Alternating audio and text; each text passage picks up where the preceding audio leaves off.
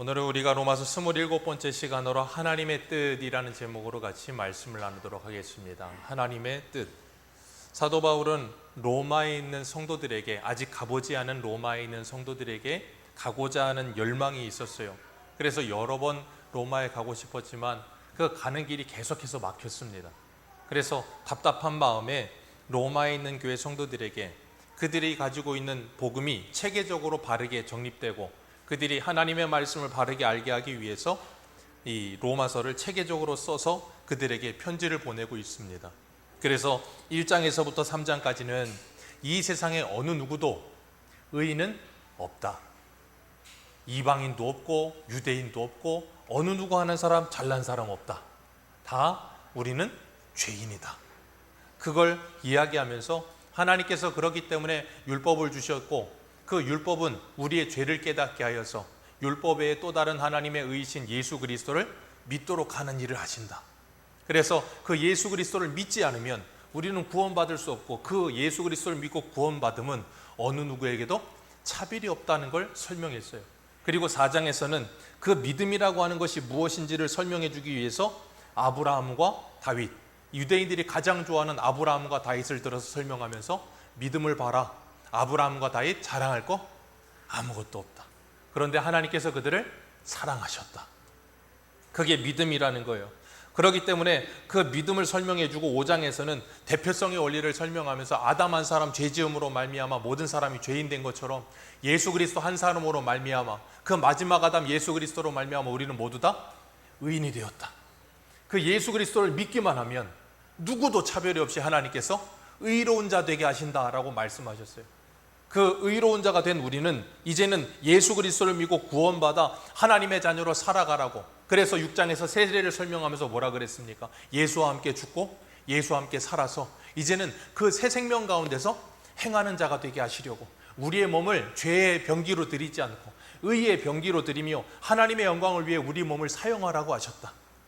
그렇게 설명을 했어요. 근데 7장에 와서 보니까 뭐라 그래요? 오호라 나는 곤고한 사람이로다. 구원받고 나서 보니까 뭐 한다고요? 나는 곤고한 사람이로다. 왜요? 6장의 말처럼 나를 의의 병기로 드리고 죄의 병기로 드리지 않아야 되는데 자꾸 죄의 병기로 드리는 일이 더 많더라는 거예요. 이놈의 입이 자꾸 이놈의 손이 이놈의 생각이 이놈의 마음이 내 마음처럼 되지 않더라. 곤고한 사람이라도 누가 나를 건져내랴. 그랬더니 8장에 뭐라 그래요? 예수 그리스도께서 사망에서 우리를 건지시고 생명의 법으로 성령의 생명의 법으로 우리를 살려주셨기 때문에 예수 그리스도 안에 있는 자에게 뭐가 없다? 정죄함이 없다. 그리고 그 주님께서 우리를 택하셨다면 의롭게 하시고 의롭게 하셨다면 영화롭게 하실 것이고 그 사랑에서 우리를 끊을 것은 어떤 것도 없다. 이 세상에 어떤 피조물도 어떤 환난도 어떤 문제도 우리를 예수 그리스도의 사랑에서 하나님의 사랑에서 끊을 수 없습니다. 네, 그것이 구원이에요. 사도 바울이 1장에서부터 8장까지 그 구원을 체계적으로 설명을 해요. 그리고 9장에서부터 11장까지는 뭘 이야기하냐면 그 구원이 어떻게 이루어지는 것이냐. 그 구원이라고 하는 것이 하나님의 주권적인 역사라는 걸 설명하는 게 이제 9장부터 11장까지 나오는 이야기입니다. 그래서 오늘 본문 이제 9장 1절에 뭐라 그럽니까? 9장 1절 같이 한번 읽어봅니다. 시작. 내가 그리스도 안에서 참말을 하고 거짓말을 아니하노라. 나에게 큰 근심이 있는 것과 마음이 그치지 않는 고통이 있는 것은 내 양심이 성령 안에서 나와 더불어 증언하노니. 아멘. 사도 바울이 지금 뭐라 그래요? 큰 근심이 있고 고통이 있다. 내가 지금 너무나도 근심되고 너무나도 고통스럽다. 왜요? 8장까지 지금 하나님의 구원이 무엇인지를 쭉 설명을 했어요. 쭉 설명하면서 그것을 통해서 하나님의 구원이라고 하는 것은 예수 그리스도를 믿는 자만이 하나님의 구원을 받는다라는 것을 확정해 놓고 나서 자기 민족들을 생각해 보니까 어떻게 해요? 너무나도 안타깝고 너무나도 괴로운 거예요. 우리가 구원에 대한 확신이 있으면 그리고 구원에 대한 확신과 믿음이 생기면 가장 먼저 드는 생각이 뭐냐면 우리 주변에 있는 이웃들, 우리 주변에 있는 가족들, 우리 주변에 내가 가까운 사람들, 내가 사랑하는 사람들 때문에 근심이 생겨요. 왜요? 저 사람 예수 믿어야 되는데, 내 새끼 예수 믿어야 되는데, 내 남편, 내 아내, 내 부모님, 내 주변에 내 친척들 예수 믿어야 되는데 예수 안 믿으면 지옥인데 여러분, 이게 정말로 믿어진다면 구령에 대한 열정이 생기게 될 줄로 믿습니다. 영국에 구세군을 창설했던 윌리엄 부스라고 하는 사람이 있어요. 그 윌리엄 부스라고 하는 사람이 그런 말을 했어요. 이 시대에 영국 크리스찬들이 전도하지 않는 것이 답답하다. 복음을 안다고 하면서 이웃의 영혼에 무관심한 모습을 보며 그 윌리엄 부스라고 하는 사람이 하나님께 기도했는데 이렇게 기도했어요. 하나님, 영국의 성도들에게 그들의 눈을 열어 지옥을 볼 수 있게 도와주옵소서. 그들의 눈을 열어 지옥을 볼 수 있게 도와주옵소서. 왜요? 지옥을 보면, 정말로 지옥이 있다는 걸 믿고 지옥을 보면, 내가 사랑하는 사람이 예수를 안 믿는다면 어떻겠어요? 그 지옥 불구덩이에 떨어진다는 것이 믿어지는 거예요. 그러면 어떻게 되겠습니까? 애타고 간절해지지 않겠습니까? 정말로 애타고 간절해진다니까요. 우리가 주일 저녁에도 제가 사무엘상 하면서 말씀을 드렸죠.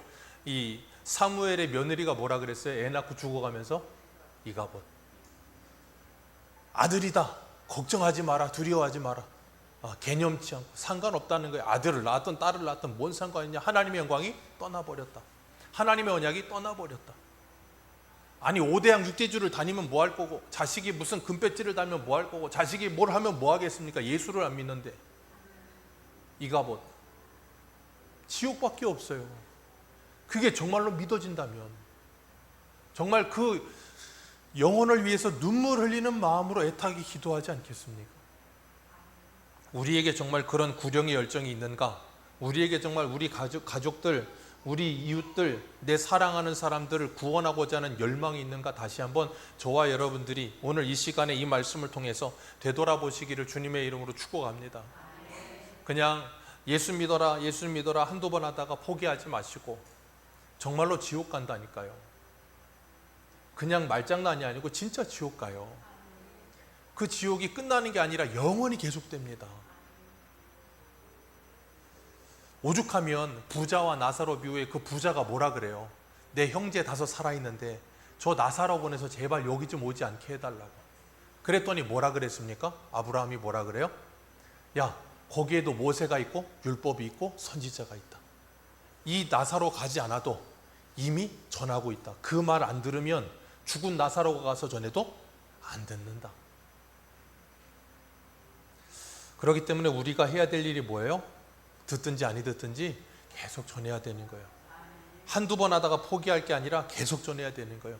바울이 한두 번 하다 포기하지 않습니다. 바울은 죽을 때까지 전합니다. 그런데 그런 일을 하는데 문제는 뭐냐면, 전하다 보면 내 가장 가까운 사람들이 나를 뭐라 그래요? 너나 잘 믿지 왜 나를 이렇게 힘들게 하냐고, 괴롭게 하냐고. 그럴 때 어떤 마음이 들어요? 그래, 너는 지옥 가기로 작정이 돼 있나 보다. 너는 그냥 지옥에나 떨어져라. 근데 더 이상 너에게 뭐라고 말을 못하겠다. 아주 지긋지긋하다. 나도 이제 지쳤다 하면서 안 하게 되겠죠? 아니라고요. 사도 바울은 그럼에도 불구하고 그들에게 계속해서 전했어요. 이유는 하나입니다. 그게 뭐였냐면 자기도 그랬거든요. 자기 민족, 이 바울이 지금 자기 민족이 구원받기를 원한다 말아간다고 해서 바울이 민족주의자가 아니에요. 착각하시면 안 돼요. 바울이 말하는 자기 민족, 우리들도 예수 그리스도를 믿고 구원받은 우리들도 하나님께서 여러분을 대한민국에 태어나게 하셨다면 여러분은 가장 먼저 대한민국의 민족의 복음화를 위해서 기도하셔야 돼요. 아멘이십니까? 왜냐하면 여러분을 이 대한민국에 태어나게 하신 하나님의 사명이에요. 그러면 저 미국에 태어난 사람은요, 미국의 민족 복음화를 위해 기도해야 되는 거예요. 세계 복음화 이전에 내 나라를 위해 먼저 기도해야 된다고요. 내 나라를 위해 기도하기 이전에 내 교회를 위해 기도해야 된다고요. 내 교회를 위해 기도하기 이전에 내 가족을 위해 먼저 기도하셔야 돼요. 그러니까 내 구원을 받았다면 내 가족을 위해 기도하시고 교회와 나라를 위해 기도하셔야 되는 거예요. 그건 당연해야 되는 일인 겁니다. 근데 오늘날은 그런 기도가 잘 나오질 않는다는 게 문제예요. 그런 기도가 나오지 않고 민족의 복음화를 위해 기도하지 않고 뭐해요? 민족음의 복음화는 필요 없고 왼쪽은 왼쪽만, 오른쪽은 오른쪽만, 그런 식으로 생각을 해요. 그래서 왼쪽에 있는 사람들은 왼쪽만 구원받게 해주옵소서, 저 오른쪽은 지옥 불구덩이에 떨어지게 해주옵소서. 오른쪽은요? 저 왼쪽 놈들은 다 지옥 불구덩이 떨어지게 해주옵소서. 서로 그러고 싸우고 있으면 어떻게 되겠습니까? 우리는 정말 한민족입니까? 참 속상하고 너무 화가 나요. 그래서 저는 텔레비를 안 봐요. 특히 뉴스를 안 봅니다. 막 우라통이 터져서 막 안 보는데, 안 보면서도 그러면 안 되지만 어쨌든 막 화가 날 때가 너무 많아요. 너무 유치하게 자꾸 싸우니까. 그런데 사도 바울은 그런데도 그들의 구원받기를 자기 생명을 걸고 기도했어요. 사도 바울이 이렇게 말하고 있는 3절에서 말하고 있는 3절 한번 같이 한번 읽어볼까요? 시작.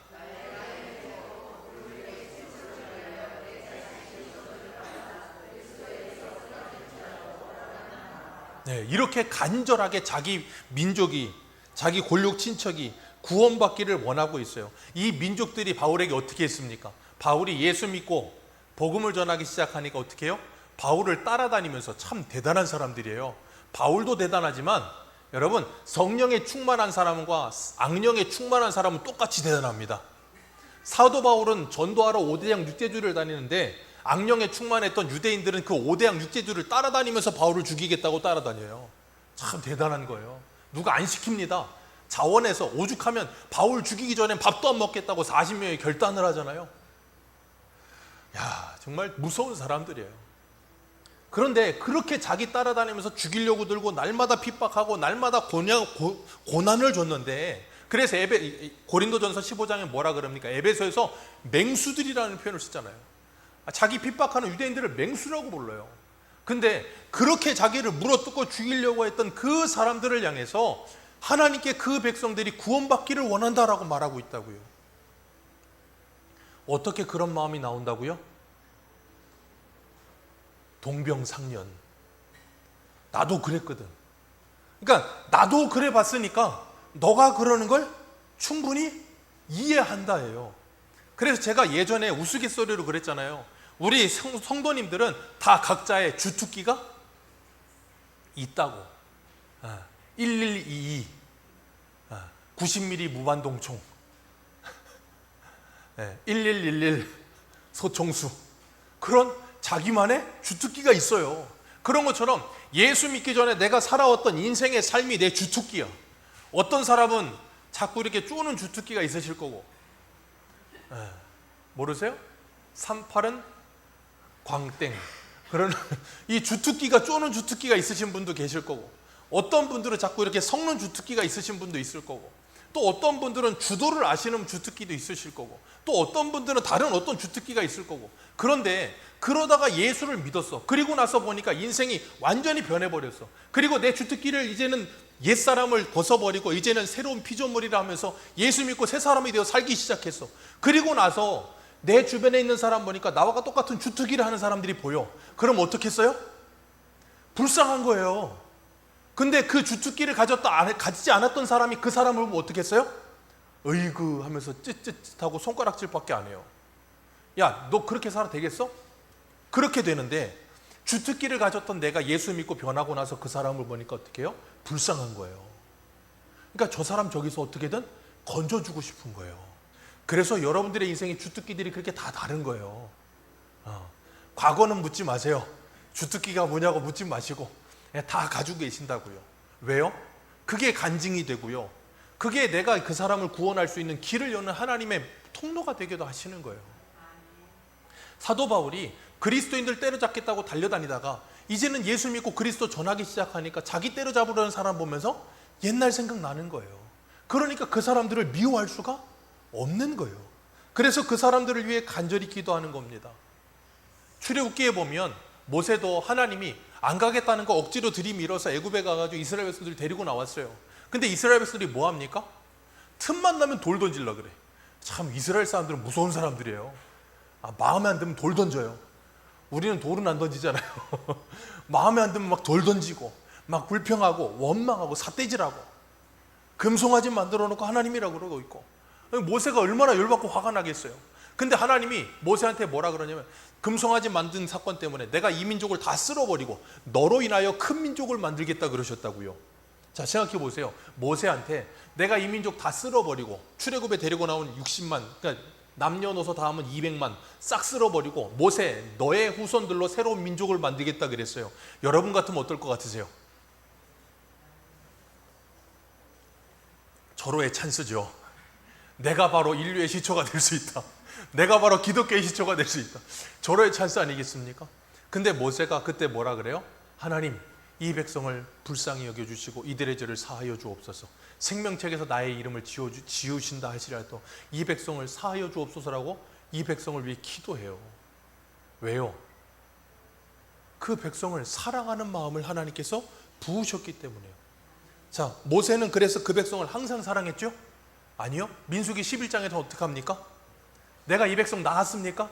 왜 나한테 이것들 맡겨갖고 이 고생 시키냐고 그러면서 막 나 죽이라고 막 하나님한테 막 들이받아요. 그러기도 하면서 또 한편으로는 뭐라 그래요? 이 백성을 사하여 주. 모세의 양면성. 우리에게도 그런 양면성 있지 않습니까? 그걸 뭐라 그래요? 애증의 관계라고 하죠. 애증의 관계. 아주 미워 죽겠어. 미워 죽겠는데 죽으면 안 돼 또. 옆에는 또 있어야 돼. 그 애증의 관계. 그 애증의 관계에 있으면서도 그들을 위해 기도할 수밖에 없는. 왜요? 나와 같은 민족이니까. 우리가 이 나라를 보면 그런 거예요.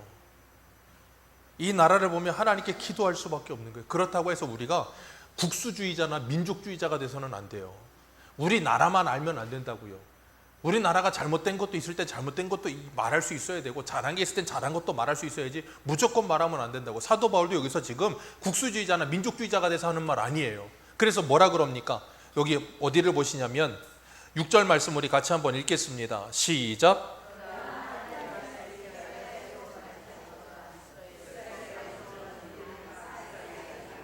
바울이 지금 민족적인 이스라엘을 말하는 게 아니라는 걸 못 받고 있어요. 혈통적 이스라엘 전부 다 이스라엘 아니다. 내가 말하는 건 그 모든 이스라엘 아니고 하나님의 택함을 받은 이스라엘을 말하는 거다라고 말하고 있는 거예요. 지금 그들이 구원받고 돌아오기를 간절히 바라고 있다라고 말하면서 간절함을 갖고 있는 거예요. 바울이 그렇게 그 이스라엘을 위해 기도하듯 모세가 그렇게 기도하듯 저와 여러분들도 기도해야 될 줄 믿습니다. 새벽에 아모스도 보세요. 하나님께서 메뚜기 재앙 내리겠다고 하니까 하나님 야곱이 약한데 어떻게 견디겠습니까? 용서해 주십시오. 불재앙 보낸다 그러니까 하나님 어떻게 견디겠습니까? 용서해 주십시오. 그랬더니 하나님 뭐 하셨다고요? 뜻을 돌이키셨다. 자, 그게 무슨 의미라 그랬어요?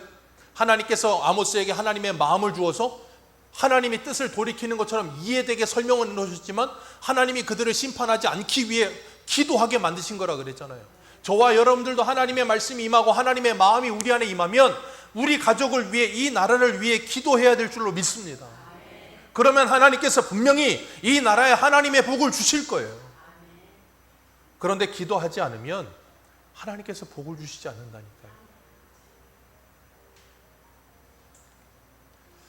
그래서 하나님은 우리들에게 자꾸 하나님의 말씀을 부으시면서 부담감을 주시는 거예요. 무슨 부담감이요? 하나님의 나라에 대한 부담감. 우리가 책임져야 될 이 나라에 대한 부담감, 우리 가족에 대한 부담감을 주시는 거예요.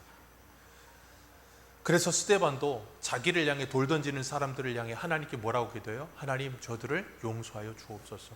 예수님이 십자가에 죽으시면서 뭐라 그랬습니까? 아버지여, 저들을 용서하여 주옵소서. 그 다음 말씀이 이 모든 기도의 해석이에요. 저들이 하는 일을 알지 못하나이다. 모세가 자기를 향해 돌 던지려는 그들을 향해 기도합니다. 바울이 자기를 죽이겠다고 따라다니는 그들을 향해 기도합니다. 뭐라고 기도할까요? 주님, 용서해 주옵소서. 쟤들이 지금 몰라서 저럽니다. 알면 안 그럴 텐데 아직 모릅니다. 주님, 용서해 주옵소서. 그리고 알게 해 주옵소서라고 기도하고 있는 거예요. 오늘 우리도 마찬가지예요. 우리를 향해서 힘들게 하고 우리를 괴롭게 하고 우리를 고통스럽게 하는 사람들을 볼 때마다 너는 지옥에나 떨어져라 그럴 게 아니고 뭐라고 기도해야 된다고요? 주님, 아직 뭘 몰라서 그럽니다. 주님, 눈을 열어 보게 하시고 알게 해 주옵소서. 저 알고 나면 저거 절대 저러지 못할 텐데 저 모르니까 저러고 있습니다. 그러니까 기도하는 거예요. 그래서 로마서에 뭐라 그래요? 그 원수의 머리에 뭘 올리라고요? 핀 숯을 올려놓아라. 핀 숯을 올려놓으래요. 그들이 악을 행하면 선으로 갚으면서 핀숯을 올려놓으래요. 핀숯을 올려놓으면 어떻게 되는데요? 자, 여기다가 뜨거운 숯덩이 올려놨어요. 어떻게 되겠어요? 얼굴이 어떻게 됩니까? 얼굴이 하얘져요? 얼굴이 빨개지겠죠? 그게 뭘 의미할까요? 그들이 우리에게 악을 행하는데 우리가 그들에게 계속해서 선을 행하다 그들이 그걸 정말로 깨닫게 되면 어떻게 돼요? 얼굴이 붉어지는 거예요. 그게 뭐예요? 부끄러워진다 그 말이에요. 자기가 하던 게 뭔지를 몰랐었는데 알고 나서 보니까 정말로 부끄러워지는 거예요. 그게 뭐예요? 선으로 악을 이기는 거예요. 그래서 다윗이 사울을 선으로 악을 이기잖아요. 나는 너를 학대하였으나 너는 나를 선대하는도다. 너는 나보다 의롭도다. 그게 성도가 들어야 될 말인 거예요. 그게 우리가 믿음으로 세상을 이기는 방법이에요. 근데 우리는 그렇게 이기고 싶지 않고 어떻게 이기고 싶어요? 학대하면 나도 2배는 학대를 해서 아주 그냥 꼼짝달싹을 못하게 짓눌러 버렸으면 좋겠는 거예요. 그게 바로 사단의 방법이에요. 주님은 우리들에게 그런 하나님의 사람이 아니라 그런 사람이 아니라 하나님의 사람으로 하나님의 마음을 가지고 살라라고 말씀하세요. 그렇기 때문에 우리가 사도 바울과 같이 정말 이 나라를 위해서 내 가족을 위해 기도할 수 있는 복이 있기를 축복합니다. 오늘 본문 4절에 보면 그들이 이스라엘 사람이라 그들에게 양자됨과 영광과 언약들과 율법을 세우신 것과 예배와 약속이 있고, 그 말은 뭐예요? 하나님이 좋은 거 다 줬다 그 말이에요. 좋은 거 다 줬는데 그들은 뭐 했어요? 복을 발로 차는 거예요. 좋은 걸 다 줬는데 복을 발로 차.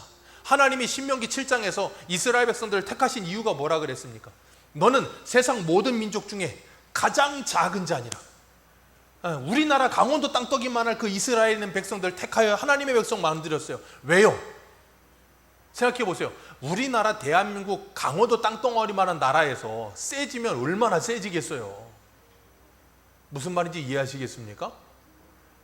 세져봐야 강원도예요. 강원도를 비하자는 게 아니라 그 크기가 그만하다 그 말이에요.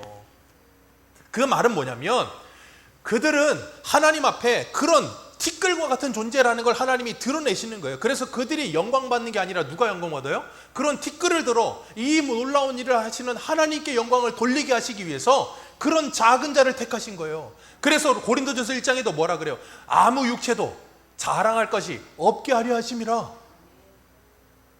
그게 저와 여러분이라니까요. 하나님의 은혜로 구원을 받은 거예요. 근데 이스라엘은 이런 하나님께서 은혜를 베풀어 주신 것을 가지고 뭐예요? 자랑 삼더라는 거예요. 그걸 가지고 쓸데없는 일을 하고 있는 거예요. 그러니까 복을 발로 차버리고 복을 저주로 쓰고 있는 거예요. 하나님이 우리에게도 복을 주셨습니다. 하나님이 주신 복을 어떻게 사용해야 할까 고민하셔야 돼요. 성경에서 제일 어리석은 사람의 대표적인 사람이 누구냐면 솔로몬이에요. 우리는 솔로몬 하면 무슨 왕이라고 생각해요? 지혜의 왕. 솔로몬만큼 멍청한 사람이 없었습니다. 왜요? 솔로몬은 하나님이 주신 모든 복을 가지고 뭐 했어요? 쓰잘데기 없는 저주로 썼어요. 평생을 허비했어요. 그리고 나중에 가서 깨닫고 나서 전도서 쓰잖아요. 여러분, 하나님이 얼마나 많은 복을 부어줬습니까? 아주 그냥 길에 백향목이 그냥 길에 뽕나무처럼 많고 돌멩이처럼 은이 많고 굴러다닐 만큼 많이 썩어날 정도로 많았어요. 근데 그거 가지고 뭐였어요? 우상숭배밖에 더 있습니까? 안에 하나님이 신명기 17장에 왕이 하지 말라는 3가지는 다 했어요. 돈 많이 두지 마라. 돈이 썩어나고요.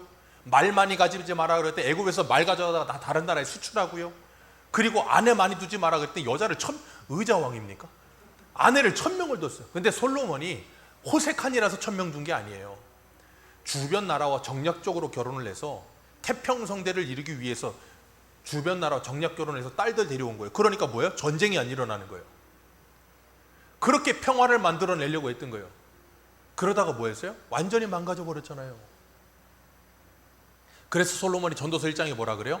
헛되고 헛되며 헛되고 헛되니 모든 게 헛되더라. 공부 많이 한 거? 헛되더라. 돈 많이 가진 거? 헛되더라. 술 많이 먹은 거? 헛되더라. 뭘 많이 누린 거? 헛되더라. 주님 없이 그 모든 걸 하던 거 다 헛된 것이더라.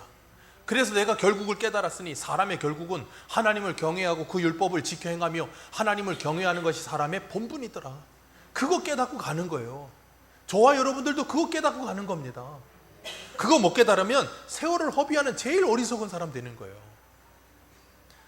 그러니까 하나님이 주신 복을 내가 어떻게 사용할 건가를 잘 생각하셔야 되는 거예요. 그래서 5절에도 보면 조상들도 그들의 것으로 그들의 것이요 육신으로 하면 그리스도가 그들에게서 나셨으니.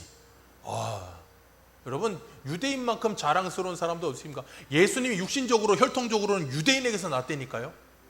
그건 자랑입니까 아닙니까? 자랑이에요. 자랑일 수 있어요. 근데 문제는 그걸 잘못 사용하면 어떻게 돼요? 그것 또한 우상숭배가 되는 거예요. 그게 저 천주교잖아요. 생각해 보세요. 인류의 어떤 여인이 예수님을 잉태하여 낳겠습니까? 마리아는 모든 인류의 어떤 여인과도 비교도 되지 않을 만큼 하나님의 복을 받은 사람이에요. 그건 맞아요. 근데 왜 그 마리아를 신성시하냐고요.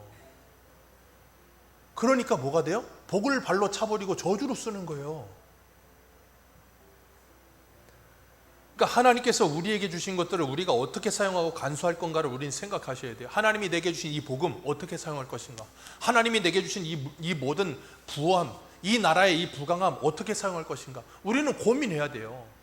예전에는 없었기 때문에 잘 살아보세가 됐지만 이제는 잘 살게 됐다고요. 그럼 이걸 어떻게 활용할까?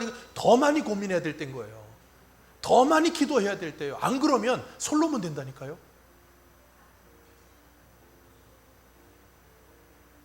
그래서 지금 사도 바울이 뭘 이야기하냐면 이 육신적인 것을 이야기하면서 이스라엘이 다 이스라엘이 아니라 그러면서 7절 같이 한번 읽습니다. 시작.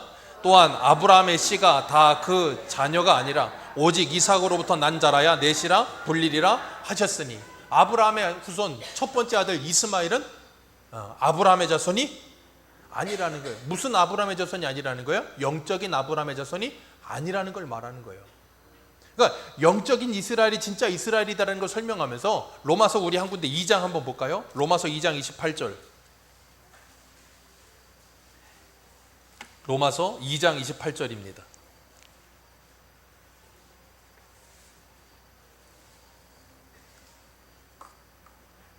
(2장 28절 29절) 같이 읽습니다. 시작.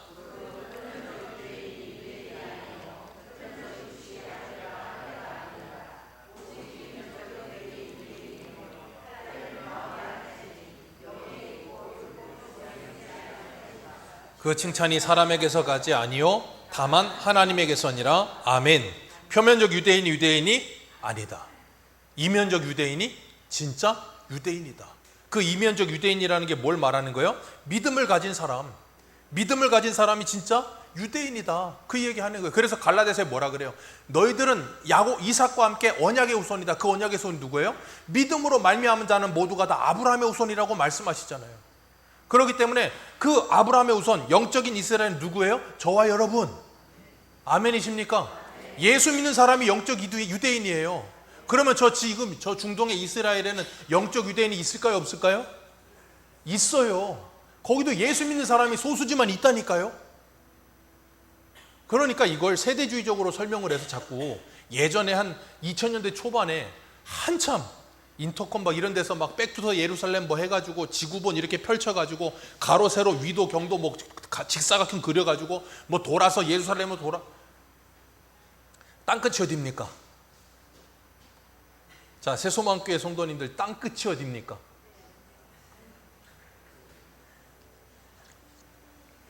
땅끝이 어딥니까? 해남입니까? 땅끝이 이스라엘입니까? 예전에 몇 년 전에 한 5년 7년 전에 무슨 이스라엘에서 선교하시던 여자 선교사님이라는 분이 한 분 오셨었던 적이 있어요. 그래갖고 몇 번 예배 드리시고 한참 대화도 했었는데 한참 대화를 했는데요. 막 엄청난 열정으로 이야기를 하시더라고요. 그러면서 땅끝은 예루살렘이라고 그러면서 보니까 세대주의적인 관점을 가지고 계시던데, 그래서 제가 그랬어요. 예, 선교사님에게 이스라엘은 땅끝이 맞습니다. 그런데 다른 나라의 선교사님들은 그곳이 땅끝입니다. 그렇게 말씀을 드렸어요. 기억하세요. 땅끝은 다 다릅니다. 다 달라요. 선교사로 안 나가면 땅끝이 없나요? 여러분의 집에는 땅끝이 있어요. 여러분의 아파트 맞은편에 사는 사람이 땅끝일 수 있다니까요. 여러분 아파트 위층 사는 그 쿵쿵대는 그 사람이 땅끝일 수 있다니까요. 내가 저 비행기 타고 24시간 날아가서 지구 반대편에 가서 LA 가서 복음을 전달할 수 있어도 저 쿵쿵대는 저 인간한테 가서 복음 전하는 게 더 힘들 수 있어요. 그래서 여러분, 단기 선교가 쉬운 거예요. 그냥 집 앞에 나가서 내가 아는 사람들한테 전도하는 것보다 단기 선교가 쉬워요. 그렇다고 단기 선교를 제가 비하하는 건 아니에요. 저희도 갔으면 좋겠어요. 그런데 여러분, 그것만이라고 말하시면 안 된다는 걸 말씀을 드리기 위해서 그렇게 말씀을 드린 거예요.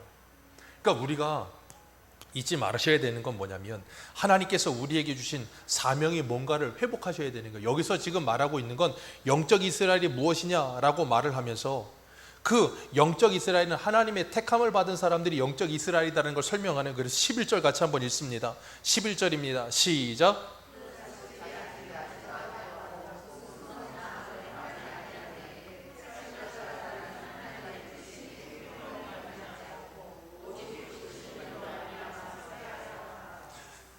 리브가에게 뭐라 그랬어요? 큰 자가 어린 자를 섬기리라. 내가 야곱은 사랑하고 에서는 미워하였다 하심과 같으니라. 자, 이런 말씀 때문에 우리는 성경이 싫습니다. 성경을 굉장히 싫어하는 사람들은 이런 말씀 굉장히 싫어합니다. 그래서 예정론, 작정 그런 거 나오면 막 알러지 반응 일으키고 막 너무 싫어하는 분들이 있어요. 근데 성경은 분명히 기록하고 있어요. 나는 야곱은 사랑하였고 에서는 미워하였느니라. 주님께서는 에베소서 1장 4절에 이렇게 말합니다. 곧 창세 전에 그리스도 안에서 우리를 택하사 우리로 사랑 안에서 거룩하고 흠이 없게 하시려고 그 기쁘신 뜻대로 우리를 예정하사 예수 그리스도로 말미암아 자기 아들들이 되게 하셨느니라. 아멘. 언제요? 창세 전에. 저와 여러분들은 예수 믿기로 언제 작정이 됐다고요? 창세 전에 작정이 됐다니까요. 그리고 하나님께서 우리를 때에 하나님께서 부르셨다고요. 뭐라 그랬어요? 그래서 11절에 아직 나지도 아니하고 선이나 악을 행하지도 아니한 때에 택하심을 따라 되는 하나님의 뜻의 행위로 말미암아. 그래서 14절에 뭐라 그럽니까? 다음 주에 하겠지만 14절 같이 읽습니다. 시작.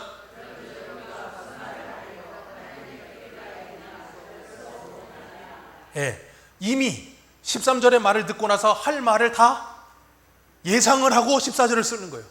하나님은 불의하시지 않다.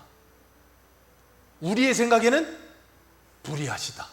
왜요? 피조물인 우리의 생각에는 전능하신 하나님의 생각이 다 이해가 돼야 안 돼요? 죽어도 안 됩니다. 그런데 우리가 하나님의 생각을 다 이해하려고 자꾸 생각지를 마시라고요. 그리고 이런 말씀을 듣고 나서 어떤 생각을 가지시냐면, 자꾸 예정론, 작정론 그런 거 말하면 자꾸 어떤 생각을 하냐면, 그래, 이 사람은 예수 믿기로 작정됐고 저 사람은 예수 믿기로 작정이 안 돼 있어. 그러니까 우리는 전도할 필요가 있어요, 없어요? 이걸 하이퍼 칼비니즘이라고 하는 거예요. 극단적 칼비니즘, 극단적 칼빈주의자들. 그러니까 이 사람은 작정돼 있고 이 사람은 작정이 안 돼 있으니까 전도해도 안 믿을 거고 전도 안 해도 믿을 거니까 할 필요 없다는 식으로 말하는 거예요. 그건 잘못된 겁니다. 주님은 우리에게 분명히 고린도전서에 뭐라 그랬습니까? 전도에 미련한 것으로 사람 구원하시기를 기뻐하셨느니라. 아멘. 믿음은 어디에서 난다고요? 로마서 10장 17절 들음에서 나느니라. 듣지 아니하는데 어떻게 믿으리요? 전하는 이가 없는데 어찌 들으리요? 그러니까 뭐 하라는 거예요? 가서 전해라. 듣든지 아니 듣든지, 때를 얻든지 못 얻든지. 요나에게 뭐라 그러세요? 요나가 니느웨 가서 복음 안 가겠다는 거 물고기 뱃속에 집어넣었다가 억지로 보내놓고 사흘길 가야 될 거 하루 가서 전했더니 막 왕부터 짐승까지 다 회개하는 거예요. 그러니까 요나 열받아갖고 뭐라 그래요? 죽여주세요. 그러니까 여러분이 하나님한테 대거리하는 건 별것도 아니에요. 모세도 요나도 죽여달라. 여러분 하나님한테 죽여달라 그러세요? 해보신 분도 계실지 모르지만 죽여주세요 그랬어요. 그랬더니 하나님이 뭐라 그래요? 야, 이 앞뒤 구분 못하는 여기 12만 이 사람들 내가 얘들 구원받기를 원하지 않겠냐? 그 말씀하시잖아요. 그러니까 우리는 자꾸 이런 말씀들을 보면 내가 하나님의 관점에서 모든 걸 생각하고 판단하려고 그래. 여러분, 예정은 하나님께서 하시는 겁니다. 여러분이 알아요, 몰라요? 자, 어떤 사람이 구원받을지 어떤 사람이 구원 못 받을지 알아요, 몰라요? 모르죠? 그럼 전도해야 돼요, 안 해야 돼요? 언제까지 해야 돼요? 죽을 때까지. 왜요? 그 사람이 죽기 전에 믿을지 어떻게 합니까? 그러니까 우리는 자꾸 예정론을 자꾸 착각을 해서 내가 하나님이야. 내가 이미 갈라놔. 그러니까 몇 번 전화도 안 되면 너는 안 될 사람이야. 이렇게 막 제쳐놔. 그러고 있다가 내가 아무래도 안 됐는데 어느 날 갑자기 저 사람이 이상한 사람이 와가지고 교회 가자 갈 때 그 사람 따라가. 그럼 뭐라 그래? 야, 내가 너한테 어떻게 했는데 너 그럴 수가 있냐? 때가 돼서 간 거예요. 근데 우리는 열받으니까 그래요. 내가 너한테 어떻게 했는데. 내가 한 건 하나님이 아실 거예요. 그런 거 생각할 필요 없어요. 근데 우리는 그런 거보다는 날 따라왔으면 좋겠는 거예요. 그러니까 그런 생각하는데 기억하세요. 하나님이 택한 백성들을 구원하시기 위해 저와 여러분들에게 예수 먼저 믿게 하셨고 복음을 전해야 될 사명을 주셨다는 걸 믿으시길 바래요. 그래서 여기서 지금 말하는 건 뭘 말하고 있는 건가 하면 하나님께서 이 말씀을 통해서 뭘 말씀하시는 거냐면 어떻게 하나님 예수를 미워하실 수 있나? 야, 정말 이해가 안 돼. 그것만 이해가 안 되는 게 아니라 또 하나 이해 안 되는 게 있어야 되는 거예요. 뭐가 이해가 안 돼야 되냐면 어떻게 하나님은 야곱을 사랑하실 수가 있나? 그게 이해가 안 돼야 되는 거예요. 그러니까 우리는 에서를 하나님이 미워하는 건 이해가 좀 돼. 저놈은 털도 많고 좀 사냥하러 다니고 막 밖으로만 다니고 막 애가 좀 이상한 것 같아. 근데 보세요. 에서가 더 효자예요. 에서는 자기가 데려온 여자 아버지 어머니가 마음에 안 들어 하니까 어떻게 해요? 마음에 드는 이스마엘 딸 데리고 와요. 어떻게든 아버지 어머니한테 효도해 보려고. 야곱은 뭐 합니까? 도망가가지고 할 대로 다 하고 속이고 하고 거짓말하고 맨날 그것만 하고 있어요. 자, 누가 더 효자입니까? 에서가 더 효자라니까요, 인간적으로 보면. 근데 하나님은 야곱을 어떻게 그러실 수가 있냐고, 저 사기꾼을. 그러니까 우리도 어떤 생각이 들어요. 어떨 때는 어떻게 하나님은 저런 놈을 구원하셔가지고 저런 놈이 교회를 다니고 있고, 그런 생각이 들 때가 있어요, 없어요? 너무 크게 말씀하시네요. 그럴 때가 있다니까. 어떻게 저런 사람을. 그럴 때 생각하세요. 그래, 야곱도 사랑하셨는데, 그래, 나 같은 것도 하나님이 사랑하셨는데 너라고 하나님이 사랑 못 하시겠냐? 지금 이 본문은 그 얘기하는 거지. 나는 구원받았다, 야고로지, 넌 지옥 갈 거다, 이거 말하라고 하신 게 아니라고요. 그러니까 사람들이 자꾸 이런 성경을 오해하면 그렇게 곡해해서 설명하니까 어떤 이상한 사람들은 무슨 칼빈이 죽어야 기독교가 산다, 예정론이 없어, 쓸데없는 소리를 하는 거예요 자꾸. 왜? 오해하니까. 제대로 알면 그런 소리 안 할 텐데. 그러니까 하나님께서 우리들에게 이런 하나님의 은혜를 주셔서 내가 구원받은 게 얼마나 큰 것인지를 깨닫게 하시는 거예요. 그래서 이 리브가에게 내가 큰 자가 어린 자를 섬기리라 했더니 그 말을 리브가가 자기가 사랑했던 야곱에게 했을까요? 안 했을까요? 했겠죠. 그리고 야곱이 장자의 권을 가졌다고요. 그리고 야곱이 평생을 험악한 세월을 보내고 나서 애굽에 데려가요. 애굽에 데려갔을 때 자기가 사랑하던 요셉이 두 아들 므낫세, 에브라임 데리고 왔을 때 야곱이 눈이 안 보이니까 요셉이 므낫세는 야곱의 오른손에, 에브라임은 야곱의 왼손에 이렇게 놓고 축복해달라 그랬더니 야곱이 어떻게 해요? 이렇게 하잖아요. 이게 뭘 의미하는 거예요? 큰 자가 작은 자를 섬기리라. 이게 뭘 말하는 거예요? 너의 뜻이 이루어지는 게 아니라 하나님의 뜻이 이루어지는 거다. 하나님의 구원이라고 하는 것은 그런 것이다를 설명하는 거예요. 무슨 말인지 이해하시겠습니까? 그렇기 때문에 하나님께서 100세의 아브라함에게 이삭을 내주시는 거예요. 왜? 네가 할 수 있는 건 없다예요. 그러니까 하나님은 불가능을 가능케 하시는 하나님이라는 걸 지금 계속해서 설명하시는 거예요. 그래서 이삭이 몇 살에 애를 낳아요? 20년 있다가, 40살에 결혼해서 20년 있다가 애들 낳아요. 야곱도 그 고생하고서 애를 낳고 이런 게 일어나지만 하나님이 그 모든 걸 선으로 바꾸어 가시는 과정을 보여주시고, 신약에 와서는 세례 요한이 태어날 때 엘리사벳하고 사가랴가 나이 많았고 애 못 낳는 사람들이 어떻게 해요? 애배 가지고 애를 낳잖아요. 불가능을 가능케 하시는 하나님. 그리고 성령께서 동정녀에게 말해요. 성령으로 네가 잉태될 거다. 그리고 나서 뭐 하라요? 가서 엘리사벳 봐라.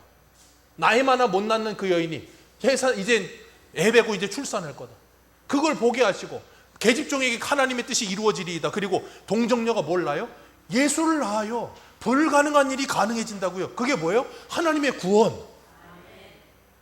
하나님이 지금 여기서 그걸 보여주시는 거예요. 불가능을 가능케 하시는 하나님께서 나를 구원하신 것처럼 너도 구원하신다. 그러니 나는 그런 너를 구원하기 위해 뭐 할 거다? 기도할 거다. 나는 너를 구원하기 위해 전도할 거다.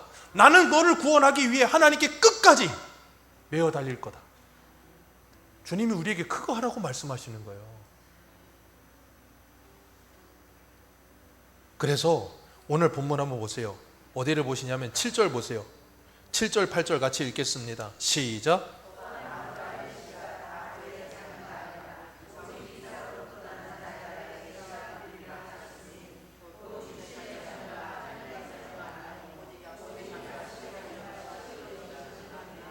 네, 여기 보면 씨라는 단수가 나오잖아요. 그죠? 그 언약의 후손들 아닙니다. 그래서 갈라디아서 3장 16절 가면 이 약속들은 아브라함과 그 자손에게 말씀하신 것인데 여럿을 가리켜 그 자손들이라 하지 아니하시고 오직 한 사람을 가리켜 내 자손이라 하셨으니 곧 그리스도라. 그 한 사람, 그게 누구라고요? 아브라함의 후손. 그래서 네 후손이 어떻게 되냐고요? 하늘의 별과 같이 바다의 모래와 같이. 그래서 오늘 하늘의 별과 같이 바다의 모래와 같이 하나님의 백성들, 아브라함의 후손들이 뭐예요? 나타나게 된 거예요. 그리고 우리에게 땅끝까지 이르러 이 말씀의 증인이 되어 전하라고 하셨어요. 아멘이십니까? 여러분은 그 사명을 받았습니다. 아브라함의 후손이 되었고 그 사명을 받았고 이제는 땅끝까지 이르러 그 복음 전하면서 하나님의 백성들을 구원해내시는 일에 하나님이 여러분들을 부르셨습니다. 그 사명을 받은 자로서 하나님의 뜻을 순종하시면서 때로는 내가 예수 전할 때 도시락 싸들고 다니면서 나를 힘들게 하고 나를 괴롭게 하거나 나를 고통스럽게 하는 그를 볼 때 지옥에나 떨어져라 그러지 마시고, 주님, 저거 아직 뭐가 뭔지 몰라서 그럽니다. 주님, 저의 눈을 여시고 지각을 열어주셔서 보게 해 주옵소서. 그리고 예수를 전하며 주님과 동행하는 삶을 사는 저와 여러분들 되시기를 축복합니다. 기도하겠습니다.